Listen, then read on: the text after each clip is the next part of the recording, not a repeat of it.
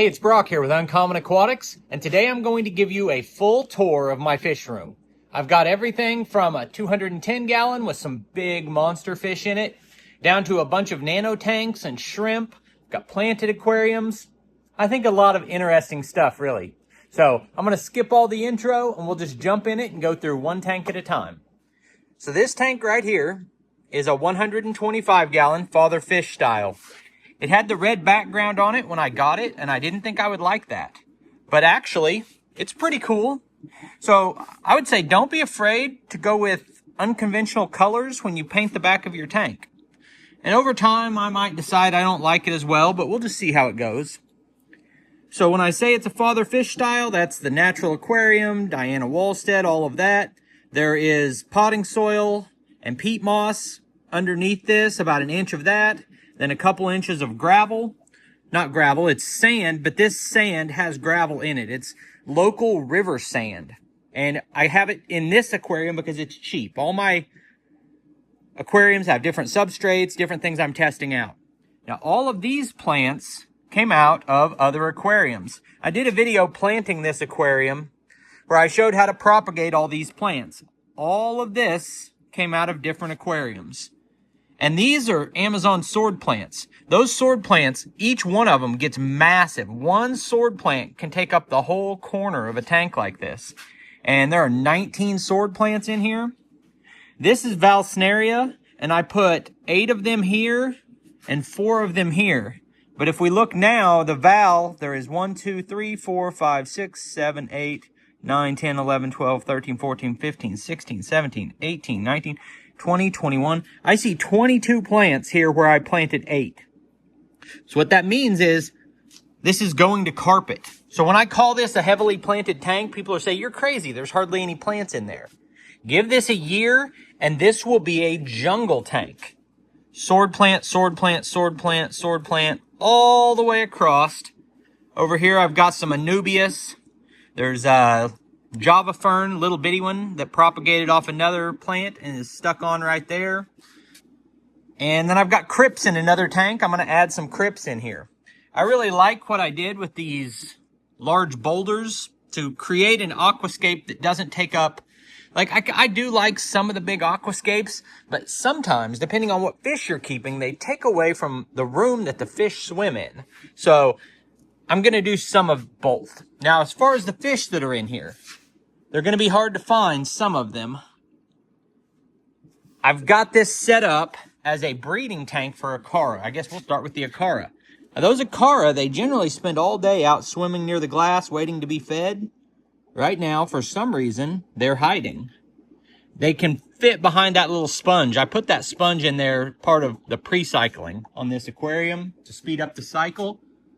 And sometimes they will hide behind that. I think they don't like it when I'm filming. And then I've got 3 super red bristlenose plecos in here. Actually, one of them is a yellow and 2 are super reds. The plan for this aquarium, and the reason I only have 2 fish in a big aquarium like this, when you'll see all the other aquariums this size are just cram-packed full of fish. The reason is the 2 Acara that are in here, I bought as a mated pair. They've laid eggs together before, but that was in a community tank and the eggs got eaten. I want to breed hundreds and hundreds of Acaras across generations in this tank. But I'm also keeping open the possibility that when these fish get bigger, there will be aggression problems. And the Acara breeding project will have to be moved into smaller tanks. And this 125 will now be open for splitting these fish here. So I like this tank. It's pretty cool. It's probably going to change. And ultimately, I would like either this tank or the next one I'm about to show you to be a discus only heavily planted tank. Here we have another 125 gallon. I got each of these aquariums, the first one I showed you, and this one for $125 each. I did a video showing how I did this whole setup, stand, canister filters, everything for well under $1,000. That's substrate, that's fish, that's everything. and this is a temporary setup. These are koi and goldfish, and it doesn't make any sense to have this many koi in here. As a matter of fact, a single koi will get too big for 125 gallon. I'm telling you this doesn't make sense, but I have it in here for a reason that does make sense. I have a big outdoor koi pond that is 20 foot long, 15 foot wide, 4 foot deep. I built it myself and got videos on the channel showing how I did that. And these koi were living in that koi pond, but it has a leak, and I didn't want to run the filter in the winter with the way it was leaking. So I shut the pump off and brought the koi inside. As soon as the weather warms back up in spring, all of these koi and goldfish are going back out into the koi pond. And there are still some more koi out there. I couldn't catch them all and kind of gave up. But these guys I know will make it through the winter with the pond shut down. Next up here is one of the tanks that I'm not real happy with the way the progress is going. There are 2 Salvini cichlids in there that are meant to be a breeding pair. And they are very shy fish. They hide almost all the time. They won't eat if they can see me. And they constantly rearrange the rocks and the pots in here. Last week, all the rocks were mounded up over here. And now all the rocks are mounded up over here. So they've been rearranging it. I'm wanting them to breed in here. They may get added to the 220 gallon. One of them may. I may take another one back to the pet store. I have not decided what I want is to breed those fish in here and then set up another tank for their fry to grow out in. This is another attempt at breeding. I showed in another video that these 2 angels laid eggs on the glass in my original 125 gallon that restarted the fish room. And the eggs got eaten. So I moved them over here into their own tank, and they laid eggs on this pot 2 days ago, and the eggs are gone. When they laid eggs, snails climbed all over it. There are snails in here. And I think the snails were eating the eggs, and then I saw the parents eating the eggs. So I have an egg tumbler. The next time they lay eggs, I'm going to separate those eggs out, and I'm going to tumble them and try to guarantee I get fry that way. So this is an angelfish breeding tank. Got a couple nice koi in it. I like those color patterns. And hopefully we've got a lot of angelfish soon. Now this tank, I'm not going to go through it quite as in depth because I just recently did a review talking in depth about every fish in here. But I'll give you the general idea. So I've got this silver arowana. I got him at about 4 or 5 inches, and he's up to about 10 inches. Very cool fish. He actually bit my finger the other day. I was just reaching in there. I was actually pulling out some of this hornwort, and he jumped up, and he bit my finger. You know what? While we talk about this aquarium, I think I'll feed the fish. That'll make them a little more interesting while we talk. Okay. So we've got this frog here. He's really cool. He thinks he is the boss, but he's not. We've got all these South American cichlids. See, there's a green terror. That's a severum. That is a vieja sinspillum. There's another severum. I lost my Oscars, and I got 2 new Oscars, an albino and a tiger. I don't know what happened to those Oscars. They were growing good, and then they just died 2 days apart from each other. There's a Geophagus hecali, which is also known as a threadfin acara. We've got a Jack Dempsey here, another severum. There's a Midas. There's a bunch of bristlenose pleco in here. I'm not going to show all the bristlenose because I've got so many. There's a Carpentus type of Texas cichlid. I've got multiple species of Polypterus, which is a bichir and a ropefish. So this is an Ansorgi bichir. Those are ropefish. There are 4 large ropefish in here. I've also got a couple of Senegalas. There's an albino Senegalis. Here we've got another Severum, Geophagus brasiliensis. There is a tiger pleco. He's going to be hard to see. That's a beautiful fish. Tiger bristlenose. It's L307 maybe. I get the numbers all mixed up. See, we've got a chocolate cichlid here. There's also a small red terror. And there's the green terror. I don't know if I mentioned him. I love this aquarium, but at some point, I have too much fish in here even for this being 210 gallons. There's the Inlasheri Beischer. The ornate Beischer just came out. He's down here.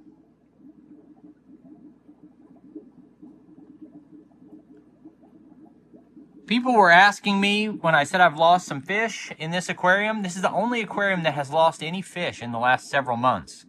People are talking about, is it aggression? And it could be, but I don't think so. I don't see a lot of aggression. And I don't see, visible signs of illness on the fish. But I've just had a few that seemingly died for no reason. But I wish I knew what that reason really was. Anyway, African clawed frog. You got to be careful with these guys. They will eat anything they can get in their mouths. And, an arowana would consider that frog food. A big Oscar might consider it food. But my experience is, if you get the frog and the fish sized just right, they can cohabitate. This Amazon sword plant has this runner here that has a ton more plants on it. These are where I propagated that 125 over here. All of those sword plants were propagated off of this plant, or most of them. I've got another runner here where I can propagate a lot more sword plants that will go in the 110 gallon. The acrylic that's not set up yet. We've got a convict in here. There are multiple albino plecos. I think they spend a lot of time in that piece of driftwood that's hollow all the way through. That's a Monte Cristo cichlid back there. That is a jaguar cichlid. He's one of my favorites. Very cool fish, but he's one of the smaller fish in here, so he hides more than some of the others. The next tanks are not something I'm proud of. They're just works in progress. Well, I'm kind of excited about one of them. This one has a Senegalis Beischer that until yesterday lived in the 210 gallon, but he jumped out. I left the lid open for just a few minutes while I was doing something. I came back and he was laying in the floor right where I'm crouched at, and I thought he was a goner. And I put him in the water here, and he seems to have bounced back. But I'm going to leave him in here to kind of quarantine for at least a few days, maybe longer. And then I've also got a puffer in here. That puffer is called a dragon puffer, and it's a really neat fish, but it won't hardly swim or move, and it will only eat feeder fish. I can't get it to eat hardly anything else. I've been trying all different frozen foods, and I'm just not having any luck with getting him to swim around or eat. So I eventually moved him down here, and I've been talking to a local pet store. I may trade him in because I just haven't been able to provide the right home for him, and now I've moved him into a smaller tank, and he's been in here by himself. This is a guppy breeding tank. I'm just breeding some orange guppies. They will be used sometimes as feeder fish, but I'm kind of breeding because I like to. There's also some baby mollies in here. These were babies that were born in the 125, and I netted them out and brought them over here. Also see a couple of bristlenose. There's one on that heater. There are tons and tons of little baby guppies in here. And then there are two fish that I have in here as grow-outs for the 210 gallon. There's the Beischer. That is a Lapridae Beischer. They're kind of a green and yellow striped, very cool fish. That thing gets 3 foot long. But right now, he would be food in the big 210. So he's in here to grow out. And there's a tiny little green terror that's been in here for a couple days, hiding behind that sponge filter. Ideally, I'm hoping to breed green terrors at some point. This one is something I'm really proud of. See how crystal clear that is and all the plants going in it? Just a little fishbowl. I think this is 2.5 gallons or 3 gallons. It's been set up for 9 months. It was one of the first things I did in the fish room. Till just recently, it didn't even have aeration on it. When I set up my central aeration system, I added a sponge filter. But this has a frog and a cory catfish. The cory's right in front of us, if you can see it. And it also has an auto sinkless. And there were some shrimp in there, but I haven't seen them, so I think they ended up being lunch. But this thing, I don't hardly ever even put food in it. Just, I mean, a little bit here and there, but it's been pretty much self-sustaining. The water is really nice. Something you could have on the desk in your office if you wanted.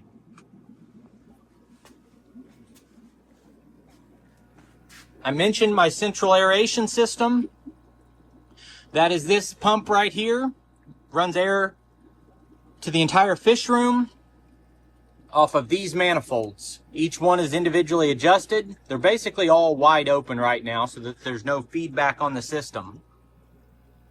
Got that manifold and this manifold. I have a third manifold. I've got shut-off valves here. I'm going to tee off right here and then run a third manifold and put up here whenever I start setting up more tanks. While we're at it, I guess we'll talk filtration. These are each filtered off of an FX6. I just redid the air system. My next project is going to be cord management. Rerouting all the cords and cleaning all this up so that it's tidy and safe. But the 210 gallon has an FX6 and an FX4 on it. Oh, there's another pleco hiding here. And there's the red terror. That guy should probably be in that grow out tank with the green terror, but he's been in here a couple weeks and seems to be doing all right so far. These small tanks are sponge filters. These 40 breeders are sponge filters.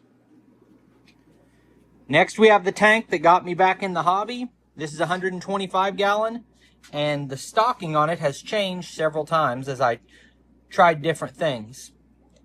It was originally brackish, and then the brackish setup crashed. I set it up brackish with expensive fish before even having it fully cycled, and I lost a bunch of fish, and I redid it into a planted tank, and I set it up as a total community tank.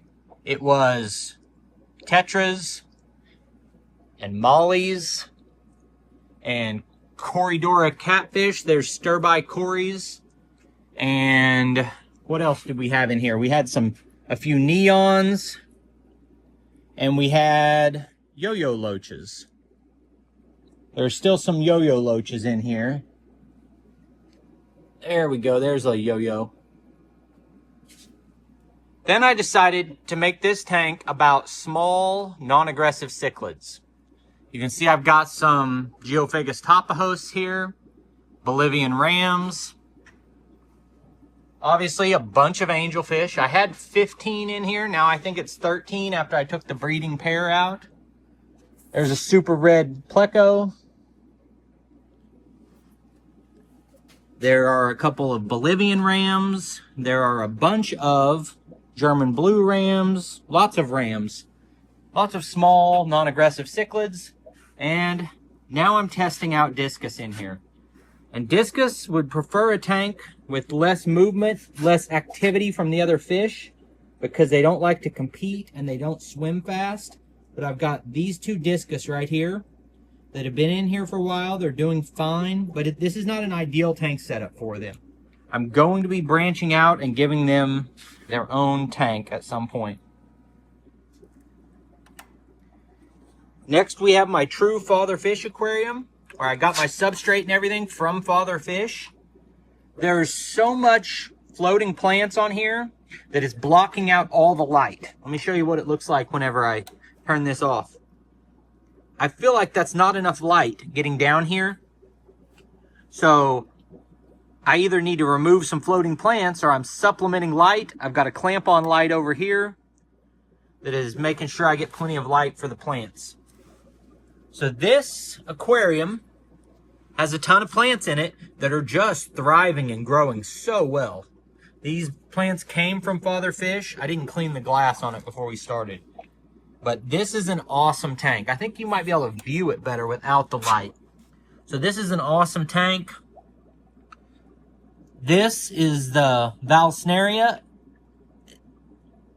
Or it might be microsort. I'm not even sure. But I took a few plants of this out of my little bowl that I just showed you and put in here.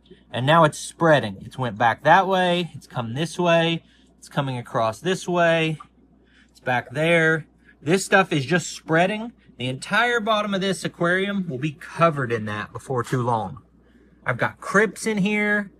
I've got these lilies. I think that might be an apongeton. I don't know how you pronounce that. But I've got all these water lettuce floating in it. I've got these big leaves. Here's another new leaf that's coming out right now. So tremendous plant growth. We've got cryptocorn in here. We've got just a little bit of everything. As far as the flora in here,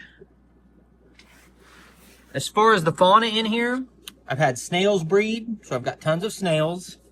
I've got a lot of bristlenose pleco in here. There's a couple of super reds, but I've got some other variations of bristlenose in here. And then I've got about 10 cherry shrimp I put in here, and I don't know if they have bred or not. I don't know how many I have right now, but there are definitely still a bunch of cherry red shrimp in here. Then I put in, I believe, like 8 platies, and now we have platy babies all over the place. Having trouble finding some of this stuff as I talk. Here we've got, actually, some eggs right there. Snail eggs. Here we've got a Sakura shrimp. This tank is just full of life. There's so many living creatures in here.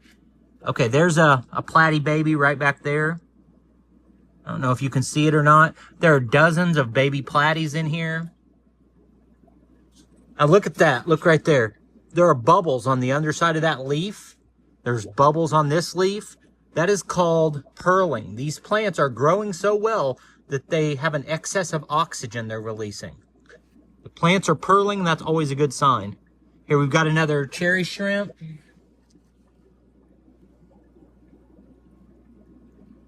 There's another baby platy.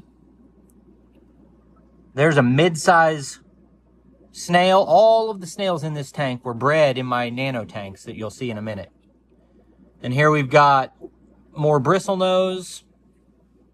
So this tank, I put in it the initial stocking, and everything is reproducing. The plants are reproducing, the fish are reproducing, the snails are reproducing, the shrimp are reproducing. It's also got scuds and blackworms in here. And along the bottom is rubble. There's blackworm right there on top of that, whatever that pod thing is.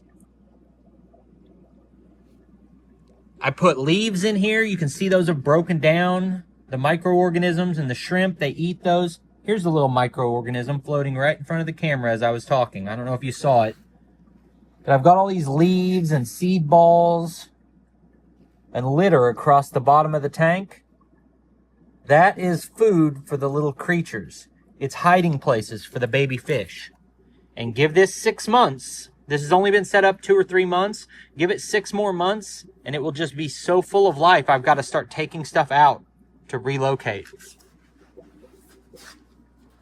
Here's the other 55-gallon aquarium that I rescued when I rescued the Father Fish aquarium. This is an African cichlid tank.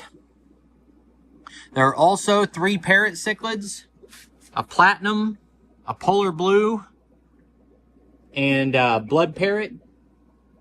I've got a video where I try to name all these cichlids, but I'm bad about these scientific names of the plants and the species. I try, but there's so many I can't keep them straight. Like, I know this is a venustus. That's a peacock. It's a blueberry peacock. There's a lemon jake in here. There's a fieri. That's a sulfur head. I just don't know them all. There's 2 Mbuna. I think the orange one and the yellow are labs, which are Mbunas. This is a diamond sapphire. Some OB peacocks. That tank's pretty fun to watch. It's fun to feed. It's got so much water movement because it's got 2 hang on the backs, bringing water out the front. It's got massive aeration on each side. And it's got a wave maker. So this water is just churning. And I think that these fish like that. These guys may end up getting a 125 or 180 gallon aquarium once they get bigger. And I just keep stocking more. But for now, I'm surprised that they actually seem to be doing pretty well in a 55 gallon without much aggression problems. I also haven't had breeding yet, which leads to aggression, but so far so good. Also in this tank, there is a Japanese bumblebee catfish. You can kind of see his tail right back there behind the platinum. And then there is a strawberry Synodontis catfish. Oh, yep, right back there was that. This one is a bristlenose in this spot, and the one I just saw over here was that Japanese bumblebee catfish. So, tons of life in this tank, but without the plants, it only has these plants because the African cichlids will eat plants. So without the plants, this aquarium has to get more water changes than some of the others. Like this one has never had a water change, and it probably never will. This is a weekly water change. This is a weekly water change. It all depends on what's in the tanks. Now we have my nano tanks. These are for breeding shrimp and microorganisms. I literally think I just killed this shrimp with the siphon hose. There were no dead ones in it, and after I did the water change, he's laying on his side. But these are Sakura grade Neocardina shrimp. See, I've got all the litter along the bottom. I've got the moss growing. Lots of shrimp in here. There are also some microorganisms, which you'll see throughout it. And some of the scuds and some of the microorganisms have been eating the hornwort in these aquariums. You can also see they're pearling. These are growing well. I've seen a lot of shrimp carrying eggs. I haven't really seen a lot of babies yet. I think this one right here might be carrying eggs. Yeah. So the plan is to reproduce shrimp in all these tanks.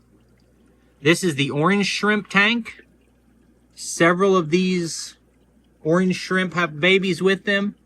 And this tank, you can't see it now, but just a few minutes ago, this was swarmed with scuds. There are thousands of, I don't think they're scuds. I think this tank, it's primarily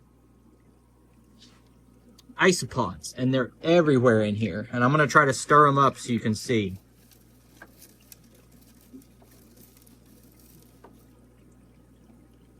I just made the water really dirty too, but I saw one right here. So there's blackworms.